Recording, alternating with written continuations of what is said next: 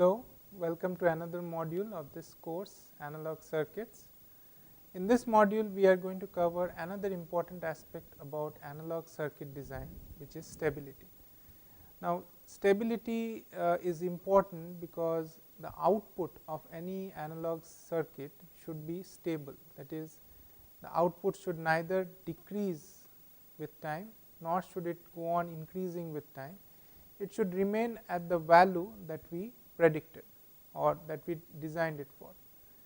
So, now it often happens that the circuit itself can undergo certain changes when the circuit is in operation. So, the circuit should be resistant enough to, so that even if something changes in the circuit, still the output is controlled. That is, the output does not go out of bounds, neither does it decrease too much, neither does it increase too much. Now, under these circumstances, of course, depend for each circuit, analog circuit, the kind of techniques that we employ to make it stable will be different, but still there are some general mathematical principles which can be formulated to give an idea, first of all, to see whether the system is stable or not, and secondly, if the system is unstable, then can we do some changes in the circuit so as to make it stable. So, let us see how we can formulate the criteria.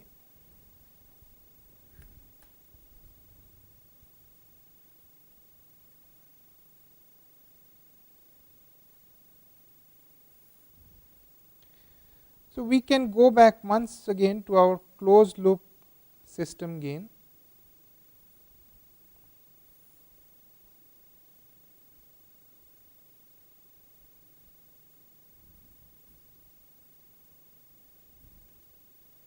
In frequency domain, instead of S domain, if we change it to j omega, then A of S, A of f j omega will be given by A of j omega upon 1 plus A of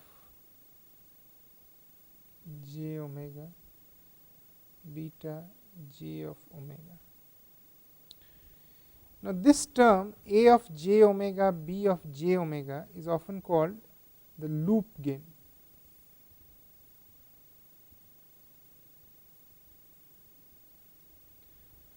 Why is it called the loop gain? Because if we go back to the closed loop system that we were describing,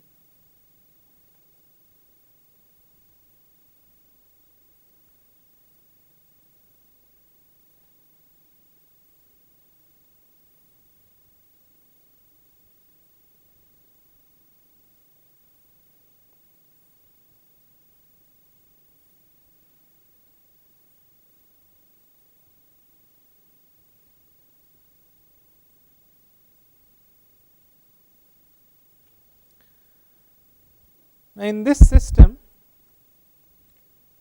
this A of this product A beta represents the total gain that a signal undergoes when starting from this point and coming back to this point. Therefore, the total gain that the signal undergoes while traversing the loop is A beta or A j of omega beta j of omega. So, that is why this term is called the loop gain.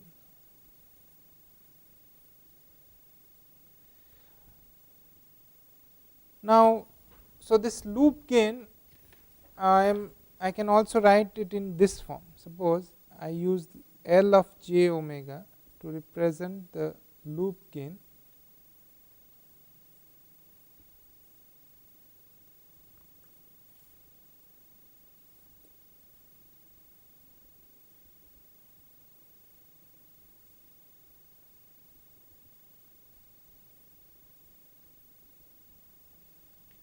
where phi of omega is the argument of this A j of omega b beta j of omega.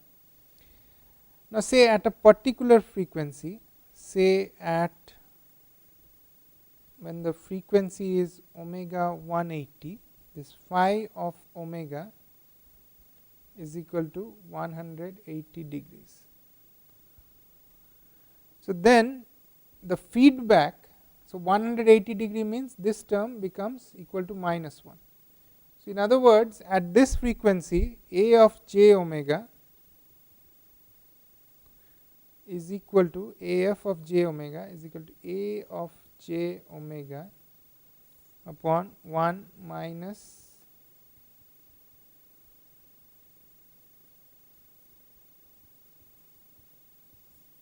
like this.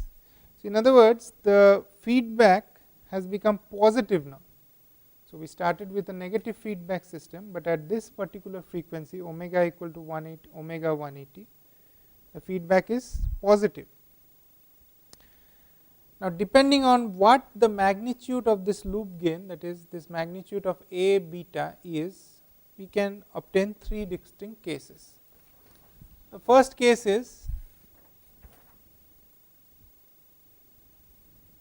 if the loop gain magnitude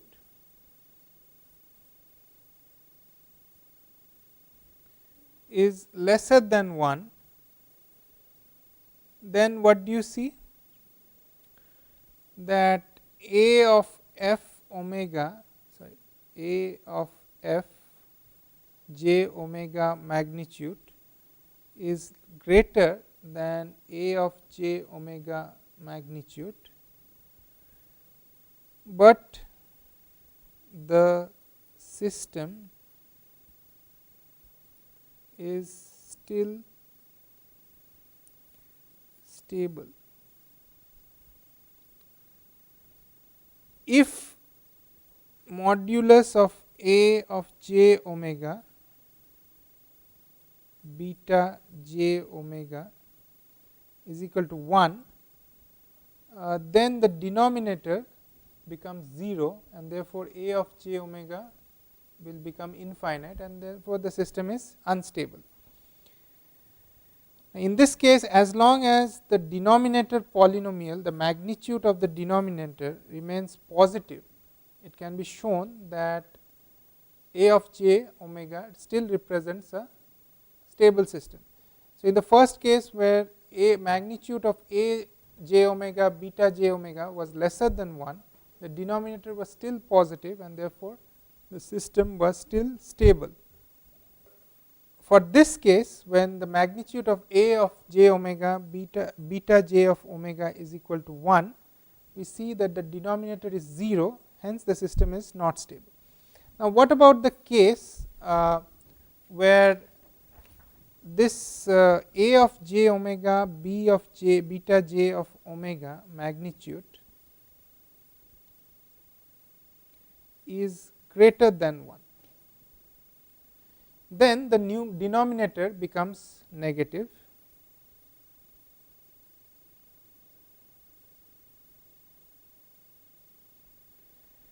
Now, it can be shown, it is not readily obvious from this equation that why, if the denominator magnitude is negative or the denominator is negative, but take it from me that if the denominator is negative, then A of j omega will be unstable. In fact, when the denominator is negative, such a system is said to be unbounded system, that is, the output keeps on increasing. When the denominator is 0, that represents what we call an oscillatory system, that is, the output does not go on increasing the magnitude of the output, but it keeps on oscillating. So, it does not go for a bounded input. If my input is finite, my output will still be infinite, because it is an oscillatory system, hence the term unstable. When the denominator is negative, for a bounded input, that is, for a finite input, the output not only does it not decline, not only does it not go down after some time, but it actually goes on increasing. When the denominator, on the other hand, is positive, then it can be shown that if the input is bounded, that is, if my input declines or becomes 0 after some time, then the output will also decline or be bounded, what we call. So, coming back to our equation, therefore, as we saw, 3 distinct cases.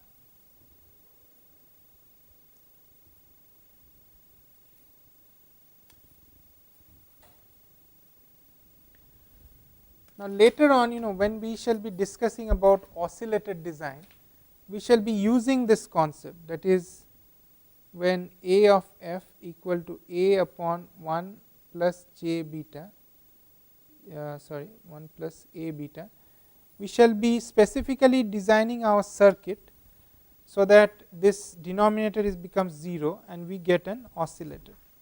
Now, one criterion for knowing whether the system is unstable. So, we have discussed 3 distinct cases, that is, one when the denominator is positive, one when the, so at omega equal to omega 180, number 1, if denominator, I am just writing it as denominator, positive, that represents a stable system.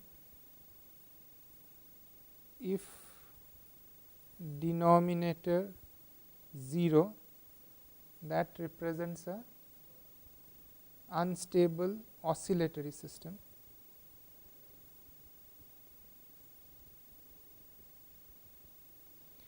And if denominator is negative, that represents an unstable unbounded system. Okay. So, these 3 things can be, we can devise a graphical means to depict these 3 cases, and also when we are given a transfer function, that graphical method will help us to identify whether the system is stable or not stable. So, that system is called what we call the Nyquist plot.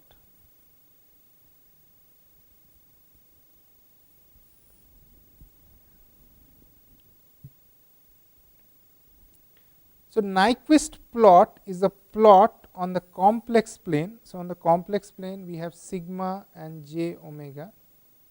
So, we have S equal to, or rather we are trying to plot this L of j omega is equal to given by A of j omega beta j omega. Now, suppose we take a transfer function, say a given transfer function is like this, h of s, let me write it here.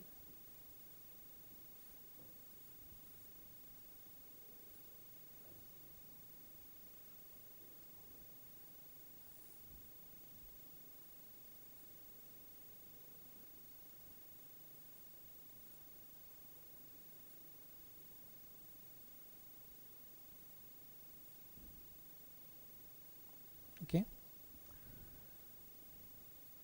So, we see that when S is equal to 0, that is at 0 frequency, we will start with a point. Let us say that point is here, and the value at this point will be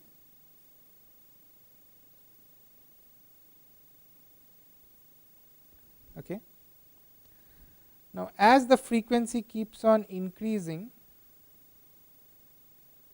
we will get a plot like this. Okay. It can be shown that if this S is made negative, that is, or rather S equal to plus j omega, if omega negative, then for such cases also we will get a plot which is the mirror image of this.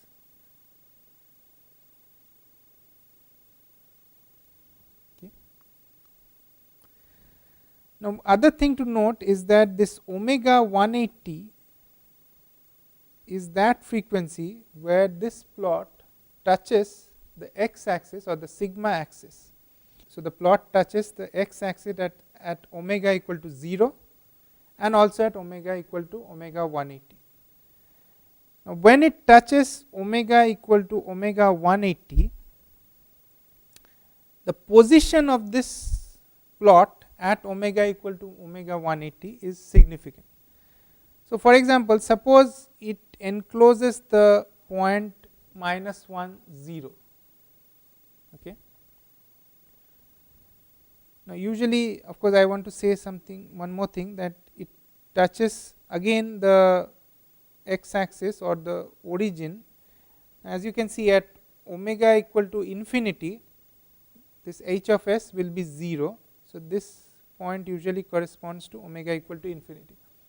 Now, coming back to the discussion about encirclement of this point minus 1 0, if this plot encircles the point minus 1 0, then that means that the magnitude of this h of s is greater than 1 at omega equal to omega 180. So, this case represents the case when the denominator of that closed loop transfer function is lesser than 1, is lesser than 0, I beg your pardon. Okay. So, once again, at omega equal to 1 omega 180, if there is an encirclement or this omega, the curve lies to the left of this point minus 180, then this signifies that modulus of a beta is greater than 1, and therefore, the denominator is negative, which in turn means it represents an unstable system. On the other hand, if the point minus 1 0 lies somewhere here, then that means at omega equal to omega 180 a beta is lesser than 1, and therefore, it represents a stable system. So, this magnitude, this Nyquist plot is an important tool for determining the stability of a system. In fact, the general rule is that if this Nyquist plot, if it does not encircle the point minus 1 0, then the system is stable. If it encircles, then the system is not stable. So, in this module we covered 2 points. One was what is stability and how to determine the stability from the loop gain, and then how to use the Nyquist plot to, which is a representation of the loop gain on a complex sigma omega plane, and finally, based on the Nyquist plot, how we can determine the stability of a system. Thank you.